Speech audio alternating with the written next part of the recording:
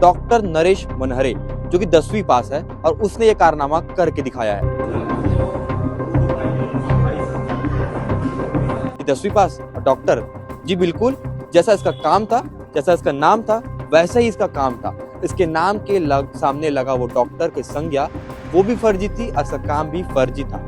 नौकरी का लालच दिया करता था और इसी कारण लोग इसके पास खींचे चले जाते थे और अपना सारा जो पैसा था वो इसे सौंप दिया करते थे और लोग जो है इस बड़े सिंडिकेट में फंस जाया करते थे। वो 52 लोगों से 4.5 लाख रुपए उन्होंने प्रत्येक व्यक्ति से लिया है। 4.5 लाख रुपए। आपने बॉलीवुड मूवी तो देखी ही होगी, किस प्रकार से बॉलीवुड मूवी में एक व्यक्ति होता है जो ठगी करता है, ठगी करने के बाद बहुत बड़ा इंसान बन जाता है। आपको लगता होगा कि कोई मूवी की स्क्रिप्ट है या बॉलीवुड मूवी तक ही सीमित हो सकती है, लेकिन आपको थोड़ा रुक करके, ठहर करके सोचने की जरूरत है, क्योंकि कुछ ऐसा ही हुआ छत्तीसगढ़ की राजधानी रायपुर में। डॉक्टर नरेश मनहरे, जो कि 10वीं पास है और उसने ये कारनामा करके दिखाया है। जब मैंने कहा डॉक्टर नरेश मनहरे जो कि 10वीं पास है, तो आपके मन में एक सेकंड के लिए बात सामने आई होगी कि 10वीं पास और डॉक्टर, जी बिल्कुल, जैसा इसका काम था, जैसा इसका नाम था, वैसा ही इसका काम था। इसके नाम के सामने लगा वो डॉक्टर की संज्ञा, वो भी फर्जी थी और इसका काम भी फर्जी था। अब बता दें कि डॉक्टर नरेश मनहरे ने जो डॉक्टर की संज्ञा अपने नाम के सामने लगाई थी, वो डॉक्टर की संज्ञा झूठी थी, फर्जी थी और इसका काम भी कुछ ऐसा ही था। ये जो व्यक्ति है इसी प्रकार से लोगों को झांसा दे करके उनसे पैसे लिया करता था और उनसे मोटी रकम वसूला करता था और उन्हें जो है नौकरी का लालच दिया करता था और इसी कारण लोग इसके पास खींचे चले जाते थे और अपना सारा जो पैसा था वो इसे सौंप दिया करते थे और लोग जो है इस बड़े सिंडिकेट में फंस जाया करते थे। और कुछ लोग ऐसे भी थे जो जानबूझकर इसके पास आया करते थे और मात्र एक डिग्री के लालच में इससे पैसे दे करके डिग्री खरीदा करते थे। जैसे मैंने आपको बताया था, इसके नाम के साथ डॉक्टर लगाया है, तो काम भी कुछ ऐसा ही था। ये जो लोगों को इस प्रकार से डॉक्टर की डिग्रियां बेचा करता था। बता दें कि DY पाटिल करके एक पुणे में यूनिवर्सिटी है, वहां की डिग्रियां लोगों को सेम उनका स्टैम्प, उनका होलोग्राम, सेम पेपर बना करके लोगों को उनको दिया करता था, उनसे पैसे लिया करता था। आप बता देते हैं कि इस इंसान ने जो है कुल 52 लोगों को अपने जाल में फंसाया और इन 52 लोगों से लगभग 4-5 लाख रुपए लिए, जिसकी अभी कीमत लगाई जाए तो 2 करोड़ 34 लाख रुपए होते हैं।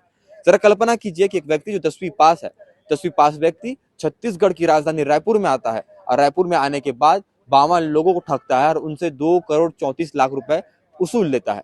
और ये इंसान इस चीज में अकेला नहीं था, इसके साथ थे इसके 3 और साथी। एक साथी जो था भुवनेश्वर, जो कि सारंगगढ़ भिलाईगढ़ का निवासी है, और बाकी जो दोस्त के दोस्त है, एक का नाम है हीरा और दूसरे का नाम है राकेश। वो दोनों इसी के ग्राम के निवासी है। इनका जो ग्राम था वो इसका जो थाना बिर्रा पड़ता है, जांजगीर चांपा जिला पड़ता है, वहां के दोनों निवासी थे, तीनों निवासी थे। और ये लोग वर्तमान में छत्तीसगढ़ की राजधानी रायपुर के पंडित क्षेत्र में अपना ऑफिस डाल करके लोगों को इसी तरह से फंसाया करते थे। ये जो लोग हैं वो IPO मतलब इंडियन पोस्ट ऑफिस और भी जैसे कुछ सरकारी एजेंसियां होती हैं, उनका जो एडवर्टीजमेंट होता है कि यहाँ पर नौकरी की जो रिक्त पद खाली है, वहां पर जो लोग होते हैं उनको टारगेट किया करते थे। उन्हें टारगेट करने के बाद उनसे पैसे वसूला करते थे, उनसे कहते थे कि तो हम तुम्हारे जो है नौकरी लगा देंगे।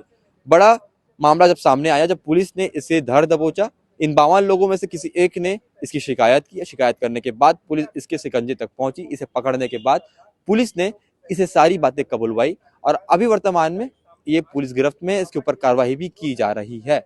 लेकिन अब इसके पास है नोट गिनने की मशीन, इसके पास है नकली स्टैंप, नकली पैड, नकली प्रिंटर और बहुत सारे नकली ऐसे सामान बरामद किए गए हैं। ये सवाल उठता है, क्या उठता है, ये हम आपसे पूछना चाहते हैं। कैसे कोई इंसान कई लोगों की मजबूरियों का फायदा उठा करके उनसे इतने मोटे रकम वसूल लिया करता था। अभी के दौर पे जहाँ पर जो लोग हैं काम की तलाश में दर दर भटक रहे हैं, वहां पर कुछ ऐसे हैवान भी हैं जो उन लोगों का फायदा उठा करके उनसे इस प्रकार के काम कराने को मजबूर हो जाते हैं और उनसे इतनी मोटी रकम वसूल लेते हैं। इस पूरे मामले में छत्तीसगढ़ राजधानी रायपुर के सेंट्रल DCP क्या कह रहे हैं वो भी आप सुन लीजिए। वो 52 लोगों से 4.5 लाख रुपए उन्होंने प्रत्येक व्यक्ति से लिया है। 4.5 लाख रुपए उसमें वो नियुक्ति पत्र उसके बैग से बरामद हुआ, उसके घर जहाँ यहाँ पे किराए पे था वहाँ भी बरामद हुआ है।